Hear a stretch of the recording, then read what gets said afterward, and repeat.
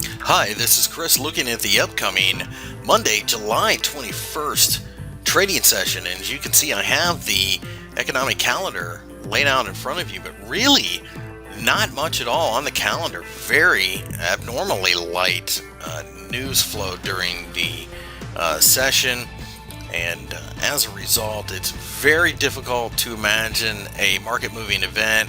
Possibly the Euro-German producer prices month over month or year over year could move the market, but quite frankly, I would be very surprised by that. So with that being said, let's take a look at what should be a very technical day.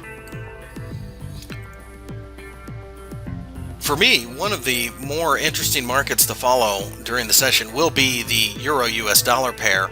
As you can see, we have in fact fell significantly during the session on Friday, only to turn back around and prove the 135 level to be supportive again.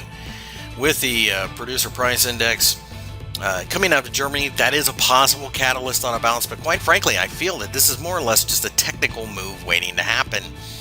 You can make an argument for the market returning at least to 136 would be fair value, and to break above the top of the hammer, I do feel that's where this market ends up. A somewhat similar situation in the pound dollar. You can see that we formed maybe not as pretty of a hammer per se, but certainly we are in an uptrend and there is definitely some type of support in this region. So a break at the top of that hammer sends us looking to the 1.72 level, an area that has been rather resistive lately, but ultimately should get broken to the upside. Looking at the dollar yen, you can see we tried to rally during the session on Friday, did slightly, but gave back quite a bit of the gains. It's a shooting star, but there's so much support below, and it should be stated on longer term charts, it does appear that the support goes all the way down to the 100 level. So I'm essentially in a buy only mode at the moment. I just don't really have the setup. If we dip, I might be able to start buying on a flyer, so to speak.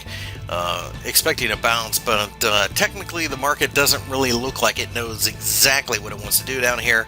I would assume that we continue to bounce around between 101 and 103 for the time being. Perhaps shorter term charts might show the supportive candles that you need to see in order to feel a little bit more confident going along the dollar against the yen. And finally, looking at the S&P 500, you can see we had a positive candle for the day on Friday as we continue the uptrending channel. Really no reason to think that this is going to change. Pullback should offer support, buying opportunities if you will, and it still appears that the 2000 level above is the ceiling. Once that gives way though, that should start an entirely new leg higher in this market. Have no interest in selling this market, but as I said, as the market pulls down, it could be interesting to start buying again. That being said, that is the market review for July 21st,